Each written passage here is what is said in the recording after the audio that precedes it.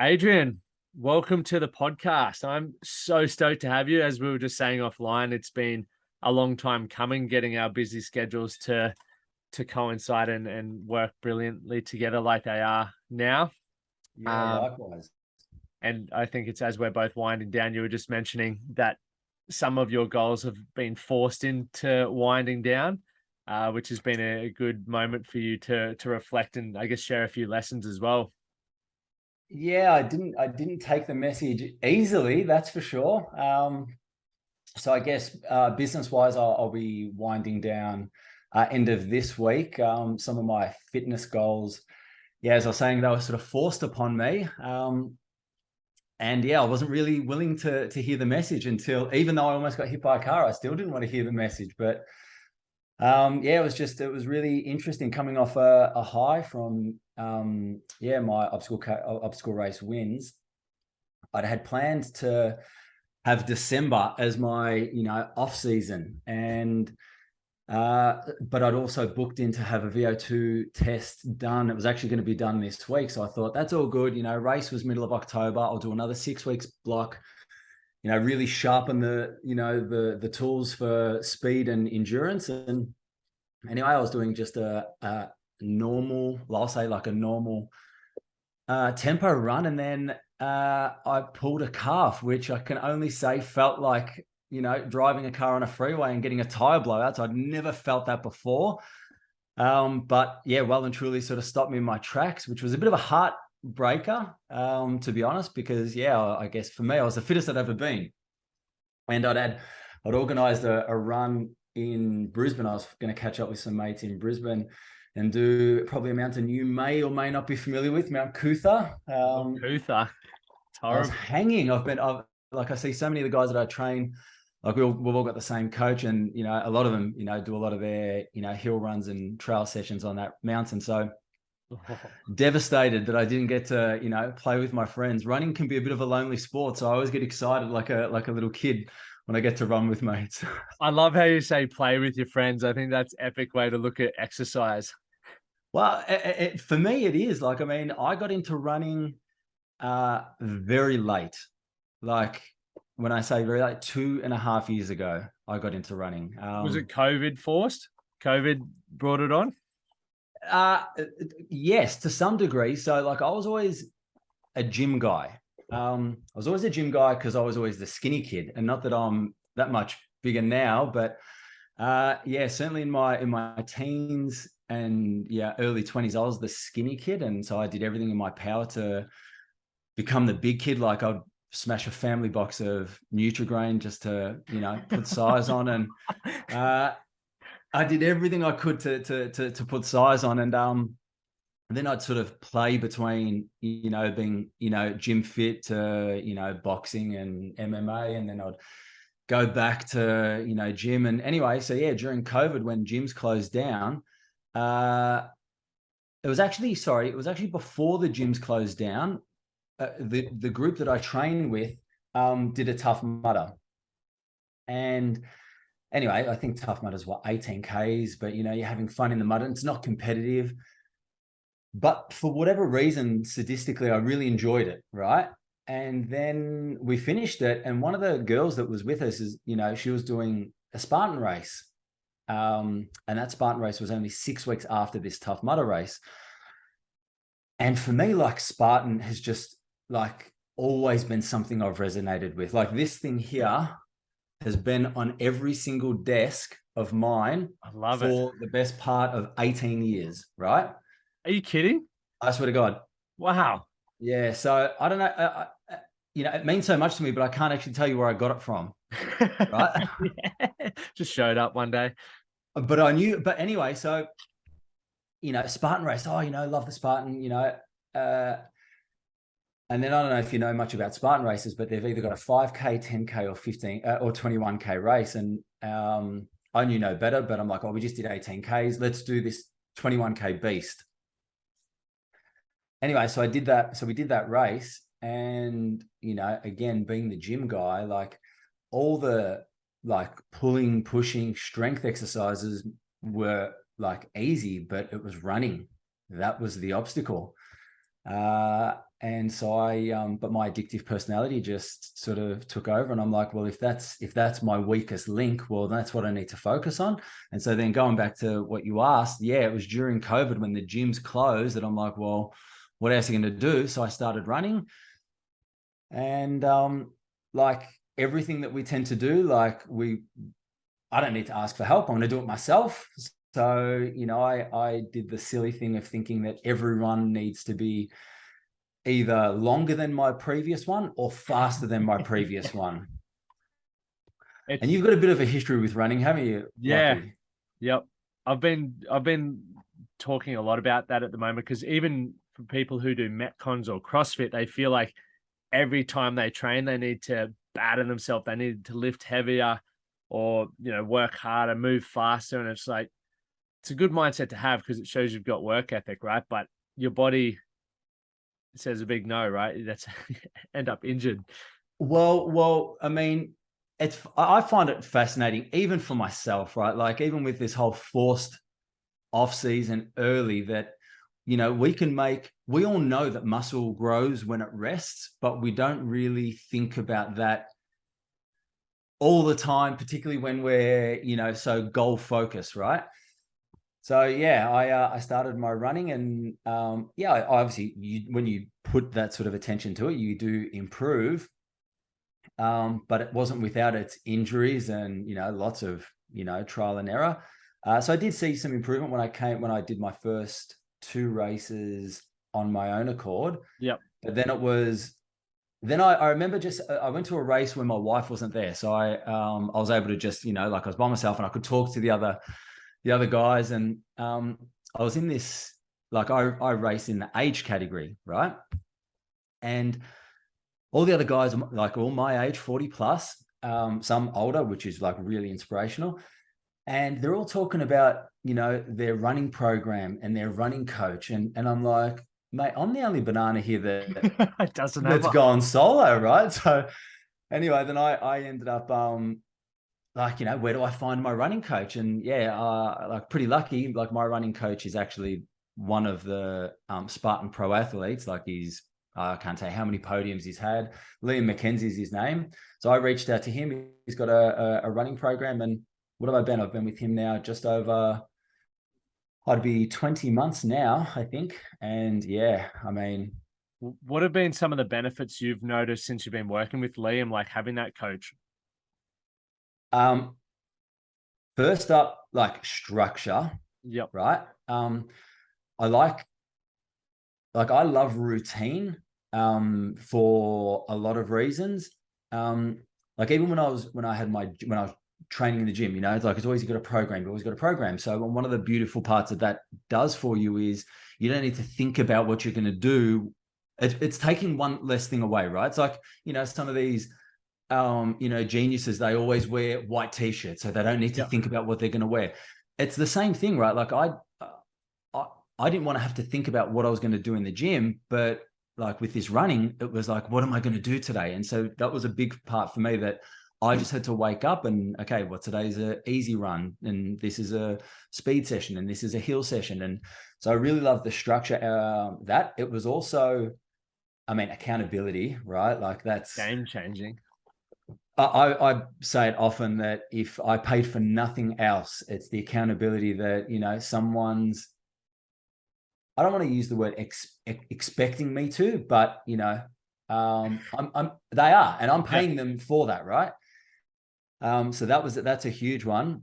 It's interesting that we show up for others more than many, often we show up for ourselves, where it is quite easy to let yourself off the hook. But when you've got that third party person there, it's like, I can't not do this. Or if you are forking out cash as well, you're like, I need to skin in the game, right? Yeah. But I think that's true even for the most disciplined among us. Like I imagine you're very disciplined. I know that, in areas of my life, I'm very disciplined. But that discipline doesn't necessarily carry into all the areas of my life, right? No. And that's a really interesting one, that I've certainly found, like even when I, reconcile and sort of critique myself, there's areas where I'm incredibly patient, and then there's other areas where I'm ridiculously impatient. There's areas where I'm so super consistent and disciplined, and other areas where like very chilled and relaxed.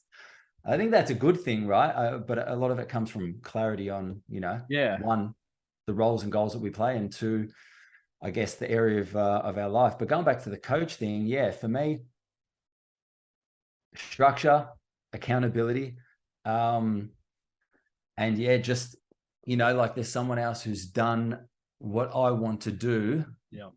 but they're doing it, they're steps ahead of me, right? So, one of my little things that I often say is, success leaves clues, and I was thinking about this on my run this morning. Why do you do what you do, Lockie? Because it's an extension of what I do on a daily basis. I'm driven.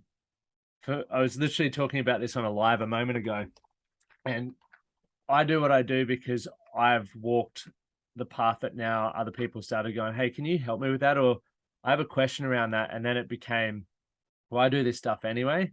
And this is how I live and breathe my life. And this is what has helped me literally be the most fulfilled and happy and healthy version of myself. Why not show other people what's worked well for me? Because the more happy, healthy, and purpose-driven we are, the better blokes we're going to be, the better fathers, partners, all of that. So Exactly.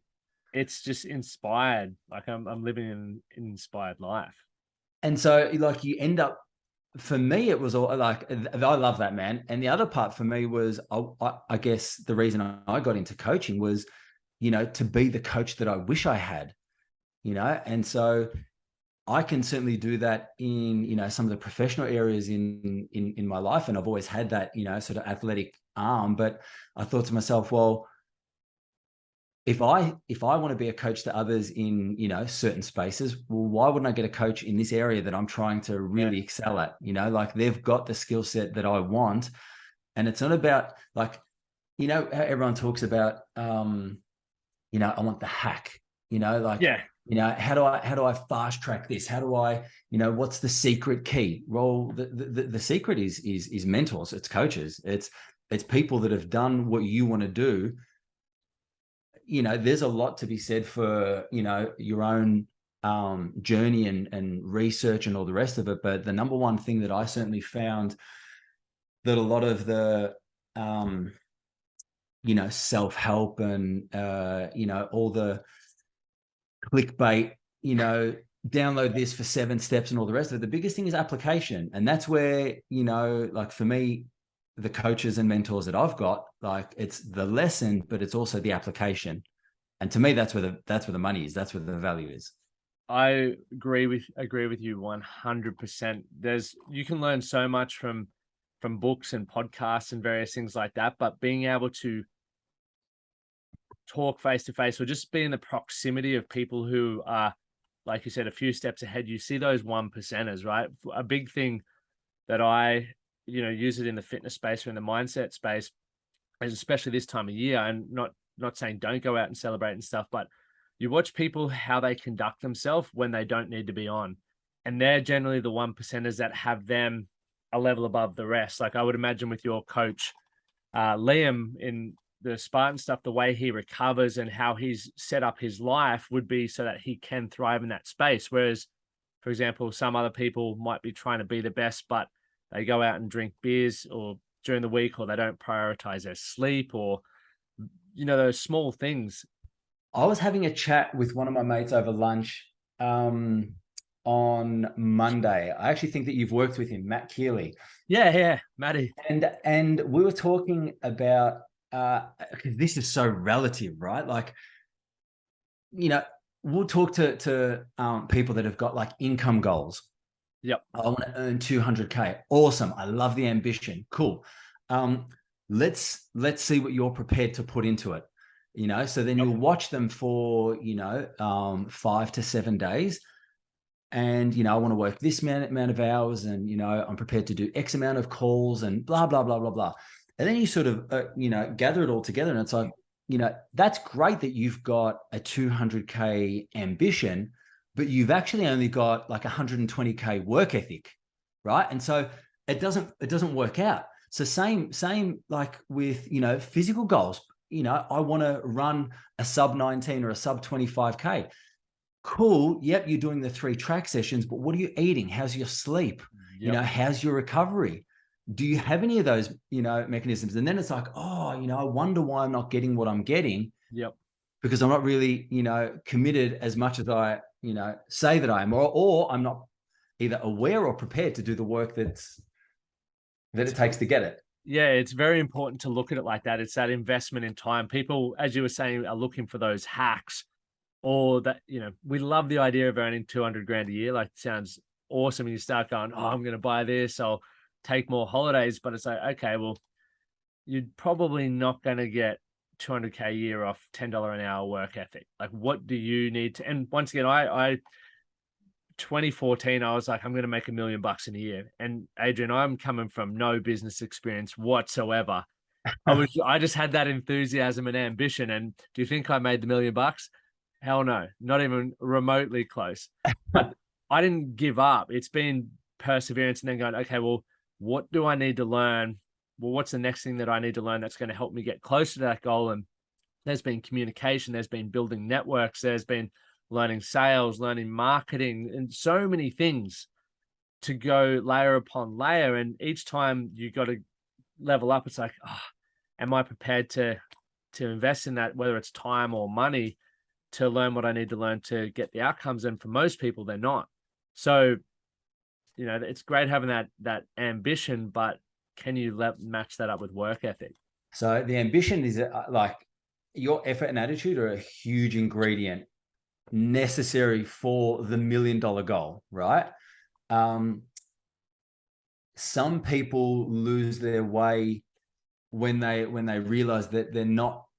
So for me, it's always, the goal is great, right? Like that's the end game, the missing, why do we want it? Sometimes people, like get really clear on their why, but the missing link is who, right? And that's what you were touching on. Like, who do I need to become to actually achieve that?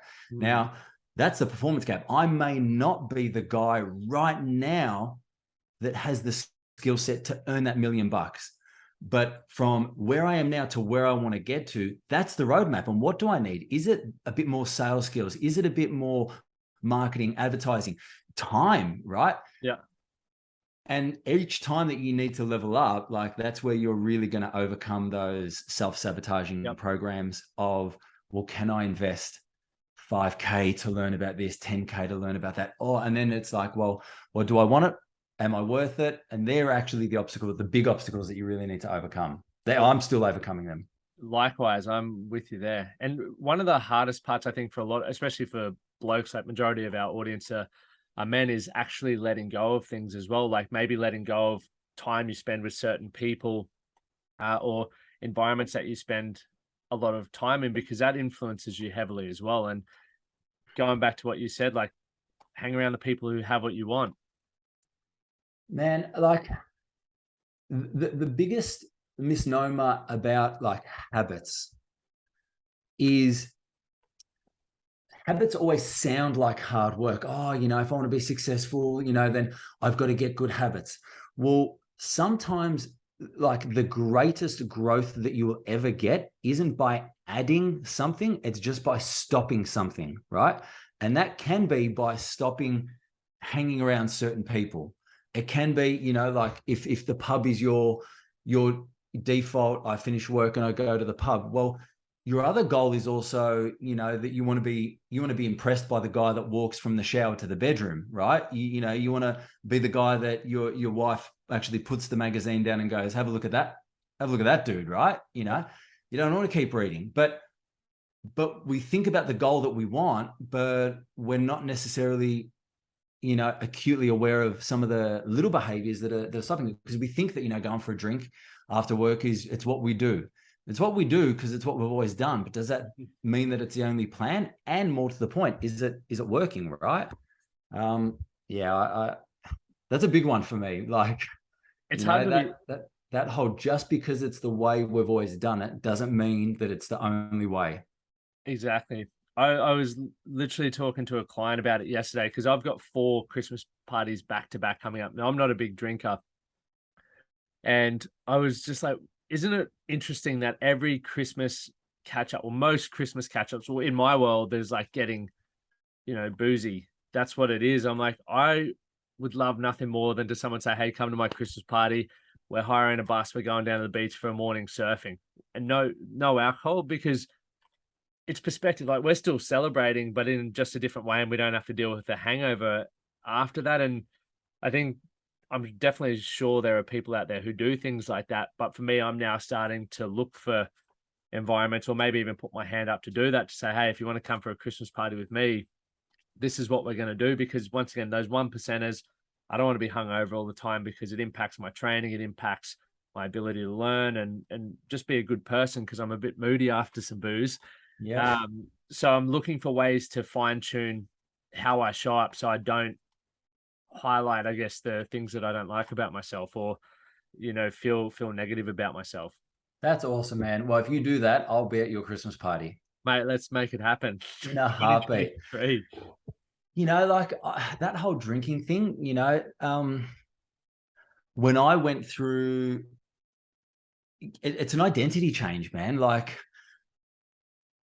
I wasn't comfortable enough in my skin, or, I guess maybe even mentally prepared to cop the bullshit that I know my mates would give me if I rocked up to a party, whether it's a Christmas party or just it's a Thursday night. And if I said, no, man, I'm just having water, right? So I don't even know, man. I reckon like it was at least 12 months that I would just get water in a short glass with a piece of lime and just say it's vodka, right? Like, it was water, like, because I knew I had like a big work day the next day, or Yep. I was going to do a gym session. Like, I guess for me, it was like my little secret thing was I know what I want to show up for tomorrow, but I wasn't sort of, man enough to own that this is my new story and this is what I want to do, right? Yeah. And anyway, so I reckon I did that for about 12 months before I just, like obviously I was getting fitter and all the rest of it. And so, there was people were, noticing some of the, different shit that I was doing. Yep. And then it was like, no, I'm not drinking. I'm on the waters. And then, but I was more mentally equipped to just say, hey man, you do you, right? Like, Yep. I would love for you to just drink water, to be honest, because then you can come for a run with me tomorrow. But like, I'm not going to necessarily put that on you. And it's that whole thing, man. Like, since when does telling someone what to do ever really worked? Never. And so like that's somewhat what Be the Difference is. Like, it's more, show them another way as opposed to tell them the other way. Yeah. That's brilliant. And it's good to hear that you struggled with that as well, because I just kept saying I was doing fitness challenges because I wasn't, I guess, man, enough, confident enough in myself to be like, I just don't want to drink. I was like, no, I've got a thing in 12 weeks. I want to win it. And people knew I was competitive. They just didn't know I didn't want to drink. And after a while, I was like, I'm all good, thanks. And people still find it a bit odd, but I'm like, I don't care. I'm going for a run tomorrow, or for this, that, and the other. But Adrian, so you are a coach, obviously, and you help individuals, and I see you doing a lot of stuff with teams, especially in I was going to say real estate, not real estate, automotive industry, to realize their full potential and perform as true professionals. And we've sort of touched on a heap of things that I think are truly valuable within coaching. One, you have a coach because you understand the value that comes from it. Like, it's just about outsourcing, and we all have discipline. It's just where we're prioritizing that and what do we need support with to get to where we want to get to. What got you into coaching originally? And you mentioned Be the Difference, like leading by example. What inspired you to sort of be the difference and do that as well, I guess? Oh, okay. So the first part for Be the Difference, it actually started for me. It was a mantra, right? Like, it was just something that I was doing for myself because, when I got into the car industry, car salespeople weren't notoriously known for their charm and their work ethic and their, level of respect in the professional field, right? And like, you're just a dirty car salesperson. So like, I really I didn't like that. So for me, I wanted to just very much like be the difference, like, okay, if you're going to come in and buy a car from me, well, I'm going to show you that, I'm not like the last person that you dealt with or the next person that you may, compare me to. Like I will deliver a different level of service, right? So for me, it was a very personal thing, like I didn't want to be known as a dirty, sleazy car salesperson. Awesome. Then obviously I progressed my career. And then that, like, I know the success that gave me. So then that became, I guess, like a message that I constantly worked with my teams, like, and it wasn't just a be the difference as like, how do I see myself? I want to be a different car salesperson. It's like, how can I react and respond to every situation that is different, right? Like, customer's car is late, they're upset. First reaction's normally defense, right? And blame, as opposed to just going, hey, like maybe take like a more empathetic approach, or, just how can I be the difference in every situation? And, whether that was with my customers, with my teams, with my colleagues, with my superiors, all the rest of it. And, I guess the byproduct of that is you become memorable and you become more trustworthy, and then relationships start to really merge and soar. And yeah, I guess it's a big part of my success. So certainly, that's a big part of, but be the difference is going to be different for everyone, right? Like, I made a lot of, I'm not even going to call them mistakes. Like, I learned a lot of lessons. When I first got my leadership gig, I thought that the right answer was to have a team full of Adrians, right? Like, if I can just multiply me by 10, 15, well, we're going to kill it. But, that's dangerous, right? Like, so then it was more, about learning how each individual can really express themselves, because that's when it's going to really be authentic. If I'm telling people, again, tell as opposed to show, if I'm telling people this is what you do, but it's not their natural, personality or their style, well, it's never going to come across the same. So it's really helping them express themselves. And that expression really comes from clarity. And that's like really a big piece on, I guess the coaching that I do. It's, helping them find themselves, define who they want to become, and then start to bridge that gap. With that clarity piece, I think it's such an important part on, creating the life we want, as you just mentioned. For someone who's listening to this and they are going, that sounds awesome, but what would be one, I guess, thing that they could take away from here now to sort of start that process? Aside from obviously reaching out to you, that's a given. Yeah. Well, first of all, give yourself the time to even think about it, right? That's here's the question I'll ask you, right? If I ask you how many times someone asked you, what do you want to be when you grow up? Right? How many times have you been asked that? I couldn't even put a number on it, but a lot. What did you want to be when you were 10 years old? I wanted to be a lifeguard, actually. Okay. What did you want to be when you were 20 years old? Football player. And say 25? I had no idea that was my quarter life crisis. All right. But see how, I guess, anyone that you ask that question to, the first thing that they really, the response is a work identity. Yes. Right? What do you want to be when you grow up? I want to be a policeman. I want to be a lifeguard. I want to be a fireman. I want to be a doctor. I want to be a lawyer. And so, like, with that comes very clear definition of what those roles mean, right? Yes. But at what point did anyone really ask you, what sort of husband do you want to be? What sort of father do you want to be? What sort of brother? What sort of son do you want to be? So, like, we have all this, so we're defined, right, by our work. And that, for a big part, is, been passed on from our parents, our teachers, was passed on by their parents, their teachers, right? So that goes back to that whole, just the way things have been done doesn't mean that's the only way it can be done. What they needed back then isn't necessarily what we need right now. Like, they've when we're going through some tough times, at the moment with, and each generation does, but we're not in the same Like we've got houses. There's a lot more that we have at our fingertips. So I just think the first part is, give yourself time to think, get out a pen and paper, and oh my God, guys, we can't journal. All right, don't call it journaling. Let's not call it that, right? Let's just call it you time, right? Because seriously, man, like we get so caught up. I call you time like meditation you time, because so many guys are like, oh, I can't meditate. All right, just take time for you. Just take time for you, right? Like if you don't give yourself the space to even start to think about what you want, who you want to be in those different roles, well, that's why you haven't got balance. I mean, ultimately that comes to that work-life balance. I think that's spot on.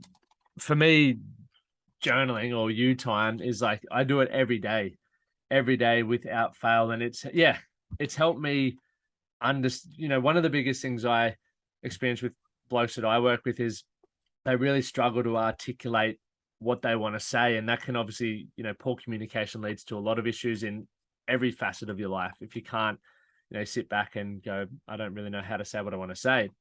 So by taking the time to write things down, and, you don't have to go Dear Diary or any of that sort of crap. I literally write it 4:10 in the morning or whatever time I'm doing it, and just see what I feel like writing about. Sometimes it's meaningful. Other times I'm like, what do I need to get from the shops later? But I'm just removing thoughts from my mind and helping myself process it. Because when I can then read back what I've written or what I was writing a couple of months ago, I realized how irrelevant it actually was, but I gave so much, focus to it. Or I've since learned how I wanted to sort of articulate things in a more meaningful or clear and concise way, which once again is beneficial. So rather than spending my whole life, which I did till I was probably 27, going, I'm a terrible communicator. I can't articulate what I feel. I don't understand what I feel. I was like, well, that's complete horse shit. Let's go start learning that. It's a skill. And you time, whether it is meditation or whether it is journaling, is how you can reflect and start making better choices around who you want to be and what you want from your life. 100%.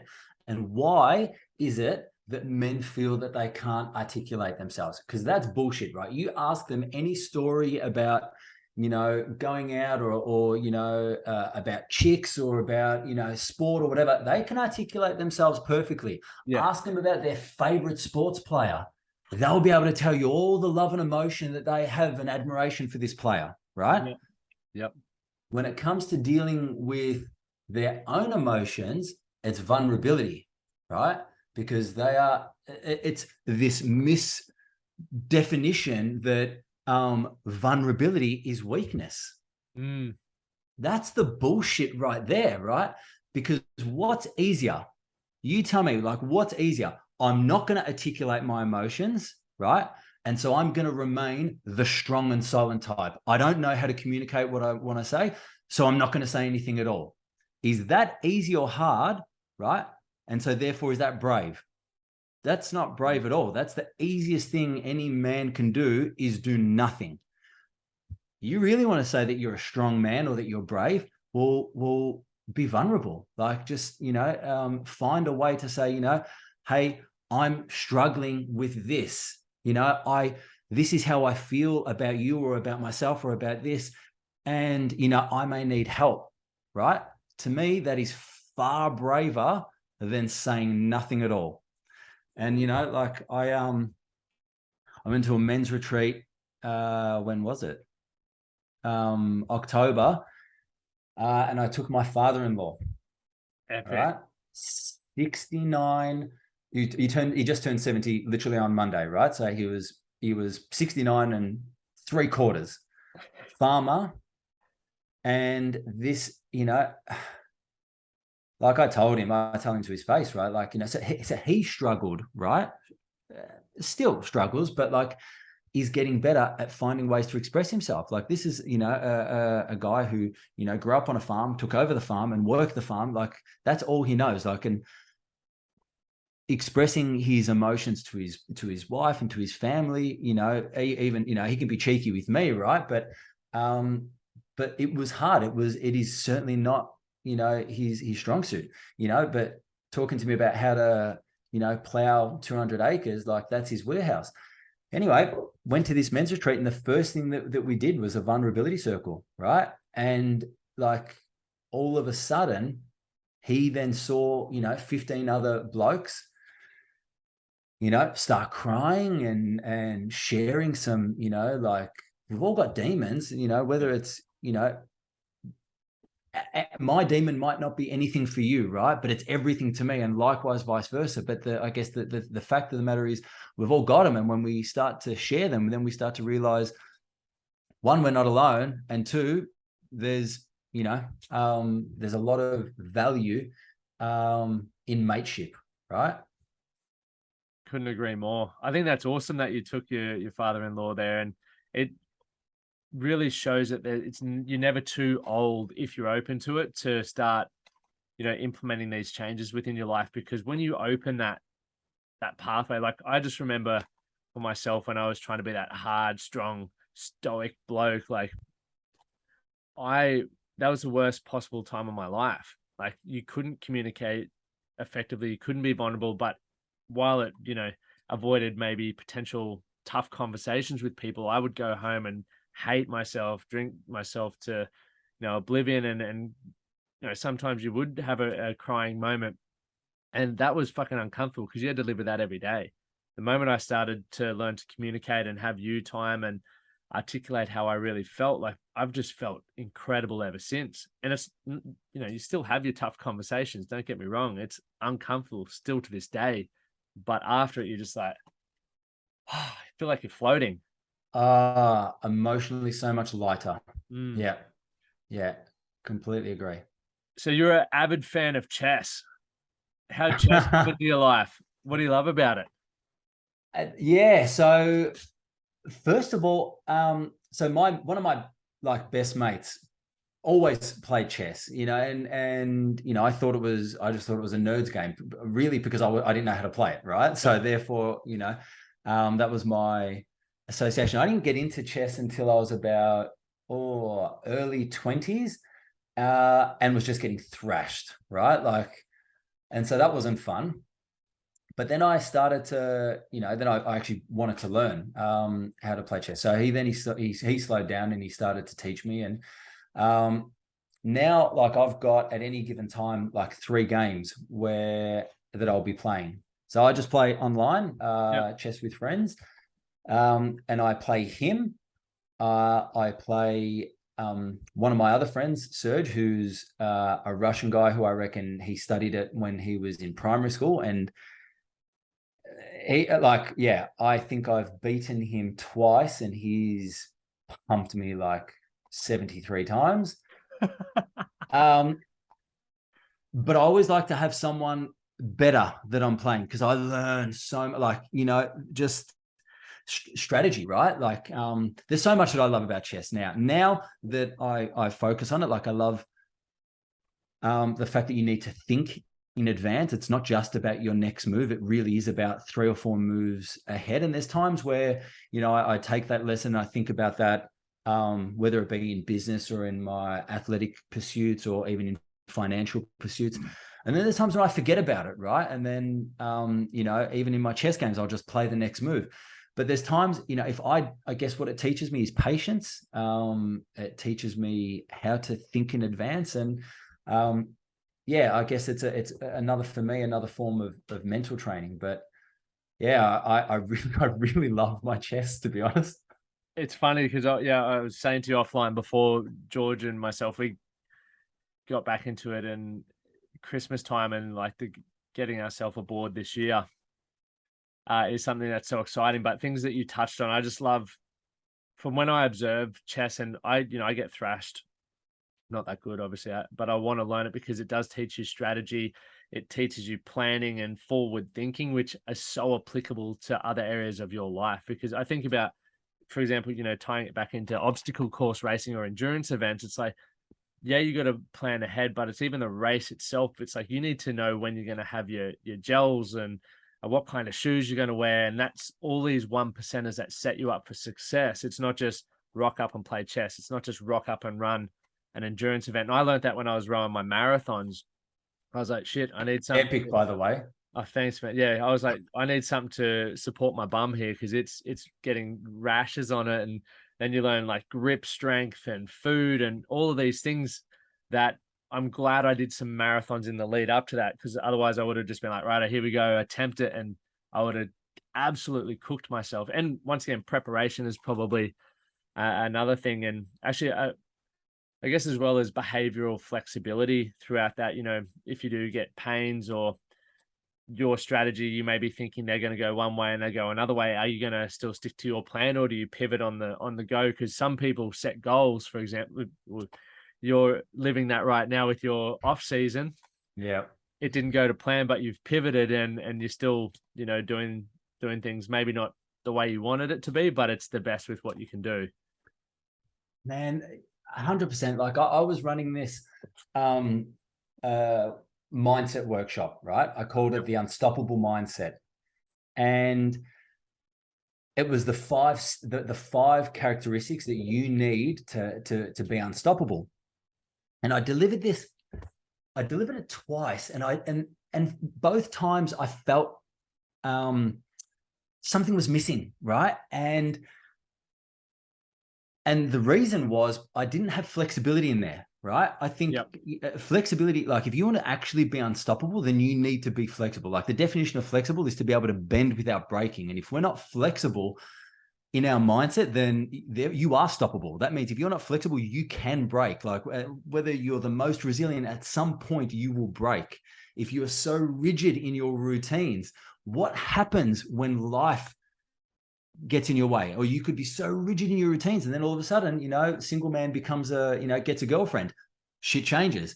Married man becomes a father, shit changes, right? Sick day, things change. And without that flexibility, like you got to have another way. And I guess for me, that was a big thing. Like my routines are absolutely rock solid, right? My morning routine and evening routine, absolutely rock solid. But I started to notice, like, if one little thing, wifey says, can you do this? And it's like, that's going to interfere with this part, right? Yeah. It's like, well, hang on, maybe, maybe you're not unstoppable, Adrian. If one little thing can derail or derail your mindset or whatever, well, then that's not that. Then you are stoppable. So yeah, having flexible, because what's the opposite of flexibility is rigidity. And since when has rigidity been it always gets the only way? Always gets Adrian, it's been an absolute pleasure, mate. I feel like I could talk to you for ages about so many things, but I think for me personally, this has been extremely valuable just in the way that you explain, even when we were talking about racing. I think this is why I'm a big fan of finding things and hobbies that you obsess about, where you're really passionate about them, because what you go through in achieving what you want to achieve there is directly, transferable into other areas of your life. And sometimes if it's something maybe you're not as interested in, for some people it might be their careers, you can still go, all right, I'm going to froth on the obstacle course racing, or for me, what I'm doing at the moment. And then if I do come up with something where I can take that lesson in business, I'll be able to apply it. It's like I've been here before, which is an incredible thing. So I've gotten so much value from this conversation. I'm already thinking about these little snippets that I'm going to cut up for social media and stuff, because there's so many little punch points that people need to hear. Where can people find you, Adrian, or follow you on social media, websites, etc., if they do want to reach out to you? I appreciate that. Yeah. So the website is just adrianaddamo.com. Instagram is BeTheDifference_co. You'll find me on either of those platforms. Awesome. It's been an absolute pleasure. Thanks, mate. No, I appreciate the opportunity. Thanks, Lachie.